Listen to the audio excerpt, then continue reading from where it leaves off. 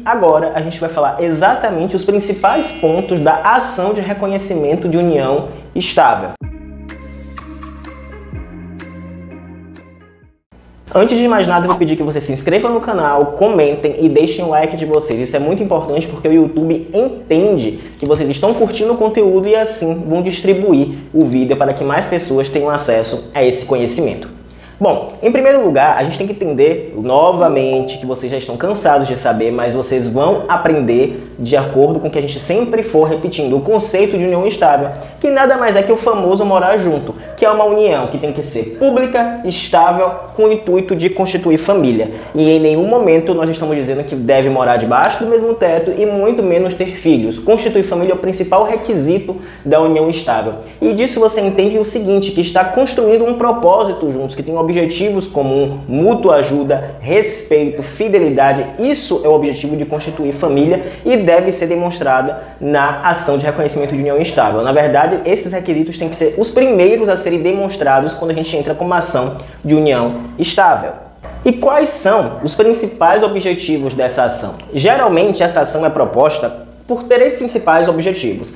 O primeiro é quando o objetivo é receber uma pensão por morte, quando a viúva ou o viúvo tem que provar para o INSS ou algum órgão de previdência privada ou de regime próprio, que se for de servidor público, que era companheira ou companheiro do falecido e que, portanto, tem direito de receber essa pensão por morte. O segundo objetivo está justamente na partilha de bens. E aí o que acontece? É como se fosse um divórcio. Todos os bens adquiridos durante essa união têm que ser partilhados igualmente entre os companheiros. E aí essa ação geralmente é acumulada com o pedido de dissolução da união estável, porque é como se fosse o divórcio da união estável. Então, dessa maneira, ela objetiva o quê? Que o companheiro ou a companheira tenha acesso a 50% dos bens adquiridos na união. E o terceiro objetivo, que é um dos mais utilizados, é quando essa ação é utilizada para recebimento de herança, porque comprovando a qualidade de companheira ou companheiro, essa pessoa ela vai ser considerada uma herdeira legítima, uma herdeira necessária, ou seja,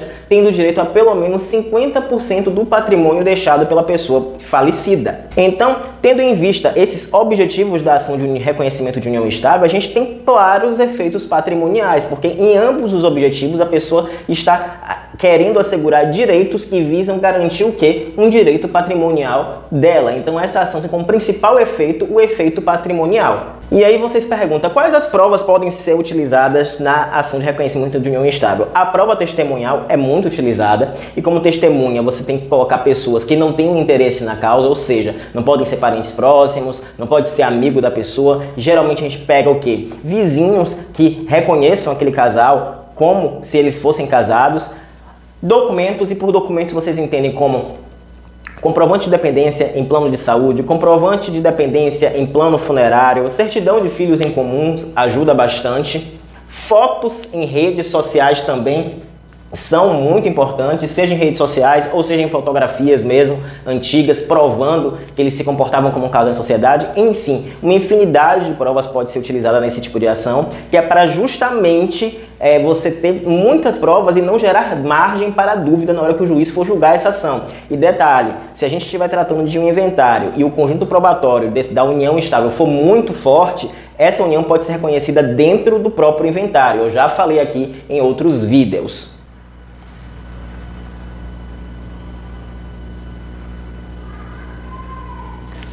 Um último ponto é quem pode ajuizar essa ação de reconhecimento de união estável. Bom, quem pode ajuizar é qualquer interessado. Na maioria das vezes, se trata dos próprios companheiros, seja para fim de dissolução, ou para recebimento de herança, ou para pensão por morte. Mas vocês já pararam para pensar também que há a possibilidade, por exemplo, dos herdeiros de um companheiro ou companheira falecida ingressarem com essa ação de reconhecimento de união estável para garantir que eles recebam a parte que o seu pai constituiu como patrimônio junto com o companheiro ou companheira.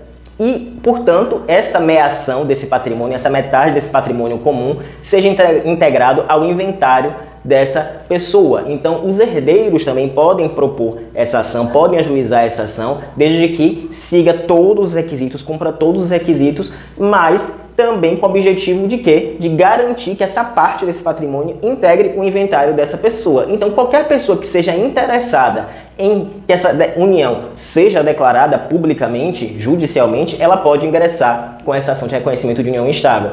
Mas, geralmente, são os próprios companheiros que ingressam com essa ação. Bom, esses são os principais pontos da ação de reconhecimento de união estável. Existem outros pontos, mas assim o vídeo ia ficar muito longo e eu preciso que ele seja didático e útil para vocês quando vocês tiverem alguma dúvida a respeito do tema e usem esse vídeo como um instrumento de aprendizado. Então, espero que vocês curtam, comentem, compartilhem e até a próxima!